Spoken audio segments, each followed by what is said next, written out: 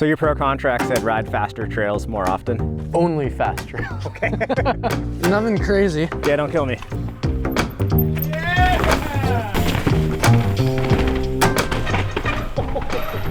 a bit of a ways, actually.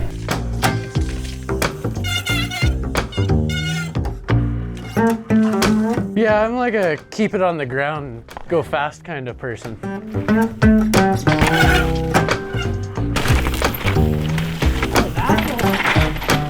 As you guys know, I do a lot with my friends over at Jensen USA, and Jensen is a dealer for DaVinci cycles. Well, I just got a friendly little note from the guy over at DaVinci saying, hey, when you're heading up to BC one of these days, it'd be pretty cool to cruise over to Squamish and meet this character, Evan Wall.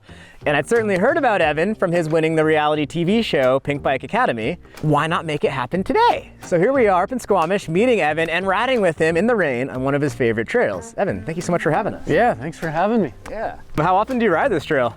I've only ridden it a handful of times. Okay. But it's super cool.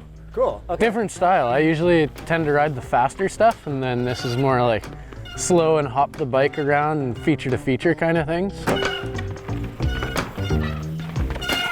A big thanks to Jensen USA, who sponsored this video. Jensen USA is an online retailer for DaVinci cycles here in the United States. In addition to Jensen USA, I'm also personally supported by the folks at P&W Components, Industry 9, and Remedy Supply Co. Well, expectations versus reality, the life of a pro mountain biker. The term pro mountain biker has so many different definitions that it's like, you say pro mountain biker, it can mean pro racer, it can mean pro media character, it can mean Red Bull Rampage freerider. Or the whole Instagram Tinder pro. A Tinder pro. What's a Tinder pro? Just someone that puts professional mountain biker in their Tinder. There's a little hill up here that's like deceivingly hard. Every time it's like, oh yeah, I'll make that for sure. I think everyone can relate to that. This one here, most deceiving climb for sure.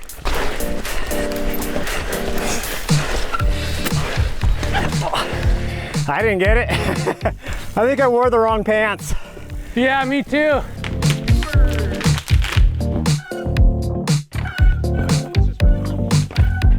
Are you more famous for your race results or for having been in mountain bike's Top Chef? I'd say right now, Pinkbike Academy, but hopefully I can change that. Does that bug you at all? I mean, yeah, not such a bad thing, but it would be sweet to be like known as the racer rather than a reality TV show kid. But it's a super cool story, and it's like working. Like you won the show, and then like you had some really good race results, and it's continuing like organically, and it has some realness to the reality TV show aspect. Yeah. The funniest part is I didn't even, for some reason, maybe because I don't pay attention to reality TV shows, I didn't actually picture it being like reality TV show format. I pictured it would be like drop-in TV. Do you know that? In the bus, driving around, shredding. Yeah, I thought it would just be a bunch of us like the new version of drop-in TV, and then we started doing actual reality TV show stuff. Like I didn't expect that. Bike build contests. Yeah, so that's pretty funny. The rock here is decently sticky. I will point out, Evan said that we could probably double this. Maybe. Let's give her a go. Yeah, and you said it's a maybe, right? Yeah, we'll see if we got enough watts in the legs today. Unless you hit it as a good old pillow line right to the top and then to flat again. Skier terms. You know, instead of one big cliff, there's a bunch of pillows on your way down, like dunk, dunk, like steps. I think I need a nap now. Yep. It's a bit of a reach, huh? I wouldn't call that quite a success. Need a throttle for that one. Yeah. Before you did the whole Pinkbike Academy thing, before you were Evan Wall, who's famous, I wonder if you had any expectations on what life of being a pro would be. I guess the boring and most truthful answer is I think I had too much insight into it to like have my mind blown by anything. I just kind of knew like if I got to the point that I was professionally racing, I'd be training all the time and just kind of train, work on media stuff and race.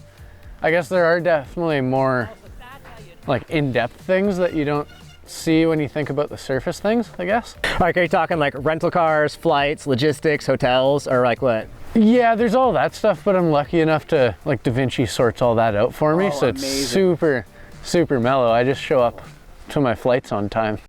So if we're gonna make a mountain bike video that's freaking sweet, how would you shoot this section of trail?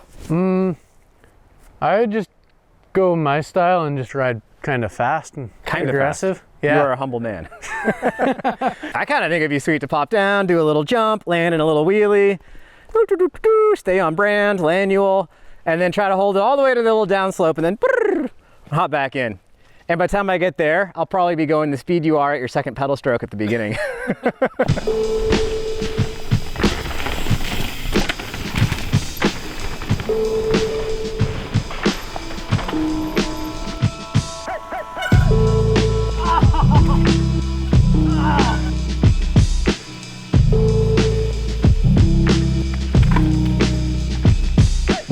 Do you have any insight as to what the average person who might not be super duper into mountain biking but rides a little bit, what they might think a pro mountain biker is? I don't even know. What do you think? I don't think like mountain biking has the same glorification as other professional sports yet, because it's a bit newer, I would say. So it's a little bit more low key in my opinion. And maybe the expectations would follow that. And the pro mountain bikers are very accessible, and like you might be at your local trailhead and there's Richie Rude pedals by. Oh, hey Richie, what's up? Yeah, we're not just on like private tracks out in the desert. Yeah, and like you're not gonna go to your regular pickup basketball game and then see like Kobe right there. Yeah, exactly. So I think pros in mountain biking are much more like intermingled with everybody else. Yeah. Which is pretty cool. And we're also not scary to talk to. So show us around your garage. What do you got stashed away? We got the Spartan here. This is my main bike at the moment. Yeah, basically we got mountain bikes and two-strokes. So YZ back there that I use a shit ton for cross training. Cool. / fun. Are you gonna sell your Husqvarna anytime soon? It's listed, but Oh, it's listed. Okay. Nobody wants a 4-stroke around here. A lot of people have the idea that pro mountain bikers just ride their bikes every single day for like 6 hours a day. Yeah. And then they spend the other 2-3 hours a day in the gym getting hella ripped. It seems like, from my own experiences, it's possible to ride too much. Yeah, for sure. That's when like chronic injuries or overuse injuries come in, or even just like overdoing it. You get tired and you don't actually get to make the most of the time you do spend on the bike. So do you have a number of like hours average per week you're on the bike? Yeah, not in my head though. I just kind of go on my Training Peaks app and then I ride for fun quite a bit too, because if I'm just doing drills and intervals, then you still gotta have fun. Use a moto for that quite a bit, because it's very similar. You're reading similar terrain like roots and rocks and picking lines and then going fast as well. Yeah. But it's just completely different. Motosaur gets the whole body. Mountain biking, you're like, oh, my legs are tired. And like moto, you're like, oh, I just need to lay on the floor. Yes.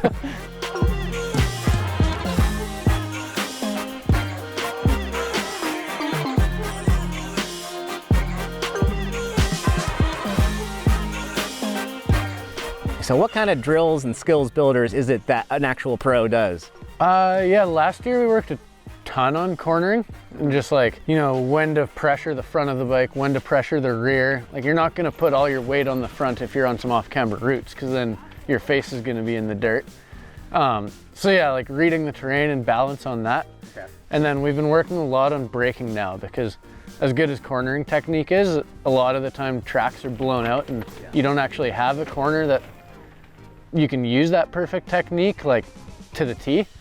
So I think that's when braking comes in, being able to brake early and for a short amount of time so that you can let off and use as little amount of time and as efficiently as possible. Like my coach calls it bracketing. You take it to the extent that you never actually would when you're racing, and like kind of make it uncomfortable in that way, so that when you're racing, it's so ingrained in you to the far extent of it that it comes into a more natural state when you're like not thinking about it.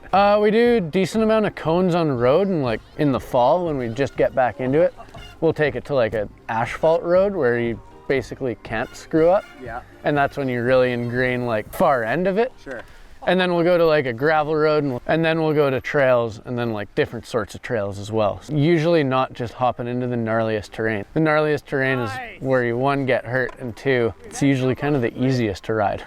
Because it's just point and shoot. Mm-hmm, exactly. Yeah. Where you get onto some like weird blue trail, and it's like, why, you can't even ride this fast. So we do a lot of that kind of stuff, because it's like lower risk maybe, but also like just tough to ride fast and feel good on.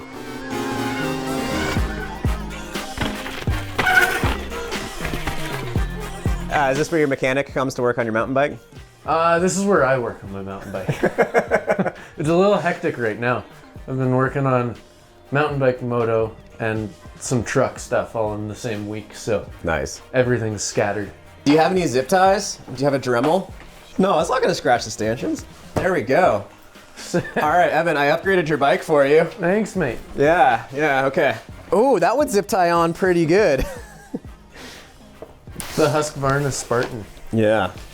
We got Bringing it back to expectations versus reality, were you expecting to spend 2 days a week, every week, all winter in a parking lot with traffic cones? Yeah. You were? Yeah, the boring answer again.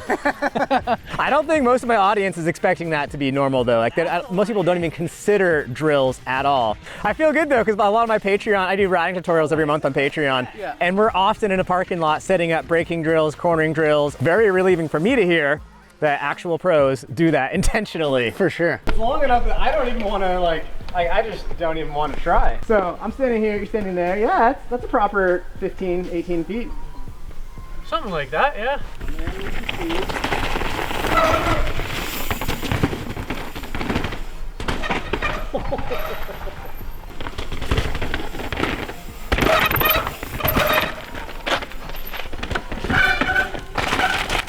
I like that way more. Yeah, that's the smooth one for sure. I thought it was pretty cool that at the end of the whole Pinkbike thing, you basically won because A, you were a good bike rider, but B, you were a solid human with a good head on your shoulders. That probably ties in a little bit to how you were raised. Do you think like the way you went to races with your dad and the way he taught you, that helped establish your mindset for mountain biking and competition? Yeah, I think so, because we also started racing BMX together when I was probably 7 or so. And so we did that for years and then started mountain biking and then raced the first couple years of BC Enduro together. Oh, rad. Your dad was racing as well. Yeah, we got into it together. And not just like being at the race together, we'd race the whole day side by side, which was sweet. Before they made you go out in like categories once it became more legit. Okay. So like I'd drop in and then my dad would drop in and we'd race them together, which was pretty special. Would he ever catch you in a stage? I don't think so, because I was old enough by then.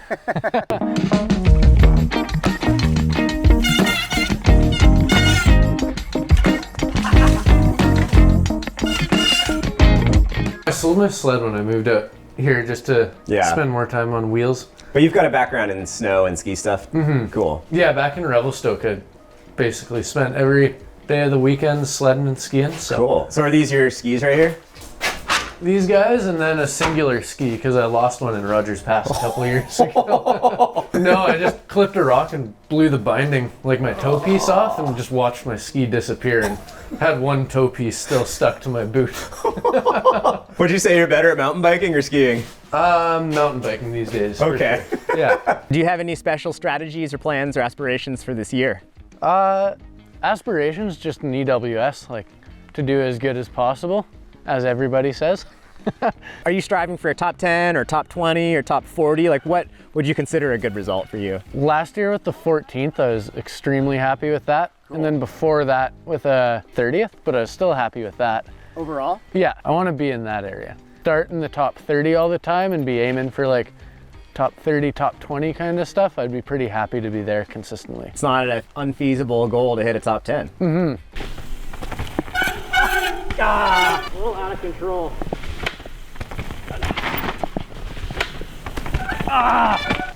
Do you ski when like wearing jeans or like? Narde I do. You know what Narde is. Yeah, Shane McConkey. Yeah. And these are just some commuters. Oh, you're filming? Yeah, let's catch my ET. Before we're done, who would you like to thank? Everybody. Evan, thank you so much for showing us your local trail. Yeah, thanks for coming up. Thanks for the dime tour of your house even. That was sweet. Of course. Yeah, but it's been a pleasure and a joy seeing your rad trails and watching you rip. It's been cool. Yeah, we're lucky around here, so stoked to get a taste. Yeah. Thanks for having us. And then for everyone watching, I hope this explains a little bit what actual pro mountain bikers do, what they're all about, how crazy fast they are, and what they dream about. If you guys enjoyed this video, leave Evan your good luck comments down below. And if you have a chance, hit that red subscribe button. And we'll wait just a second so the guys over on the East Coast can hit it too. Okay, you guys got it? Perfect. With that, we'll see you all in the next video and in the comments down below. Thanks everyone. Peace.